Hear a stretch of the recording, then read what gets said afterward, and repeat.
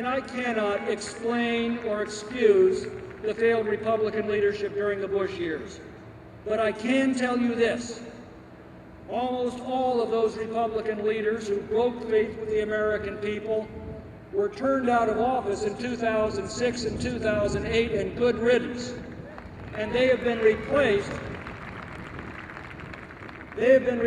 by a fiercely determined group dedicated to restoring American founding principles of individual freedom and limited government to the very center of our public policy. And Republicans led by Paul Ryan have developed the roadmap for America's future that reverses the reckless spending that's bankrupted our nation. We've introduced legislation to restore the freedom and the tax relief to place within the reach of every American family the ability to choose their own health plan and take control of their own health care once again without dictates from Washington. We've introduced legislation to lift the crushing regulations that are destroying American commerce and the crushing taxes that are sending our jobs abroad. We're seeking to free America's vast energy resources and restore abundance as the central tenet of our nation's energy policy. The left offers stifling central planning to manage every aspect of our lives. They offer higher and higher taxes and more costly regulations. We offer freedom.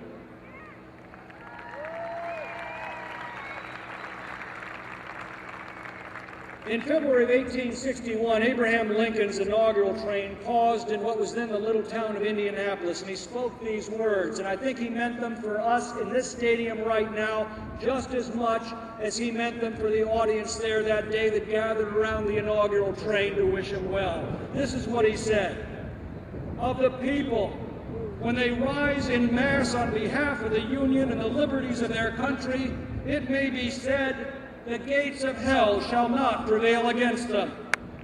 I appeal to you, my fellow citizens, constantly to bear in mind that not with the President, not with the office holders, but with you is the question.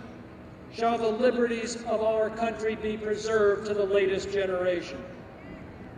Ladies and gentlemen, let that be our clarion call. What's happened to our nation has happened on our generation's watch. It is our generation's responsibility to set things right. And does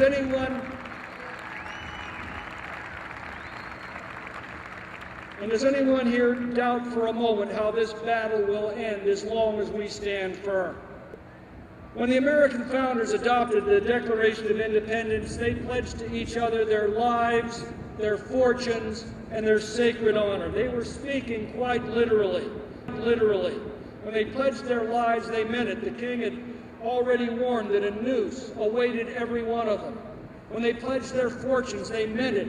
Lewis Morris had just received word that his estate in New York had been burned to the ground, that his family had become refugees, and that his two sons had enlisted in the ragtag army around General Washington.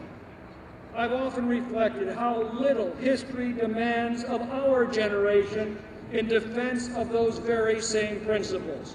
We aren't asked to pledge our entire fortunes, just a small portion of our earnings in support of the causes and candidates that we believe in. We aren't asked to pledge our lives, only a small portion of our time until we've set things right. But our sacred honor, that history demands of us in full. That we leave today highly resolved not to fail or falter until we have restored freedom as the cornerstone of our government. Because if we fail to do that, then what history will demand of our children and our grandchildren is unthinkable. So today, let us together write the next chapter of the American Republic, that just when it appeared that the principles of American freedom were faltering, this generation rediscovered them, rallied to them, revived them, restored them, and polished them and passed them on, shining inviolate to the many generations that follow. God bless you all for being here. God bless the United States of America. Let him hear it. Tom McClintock.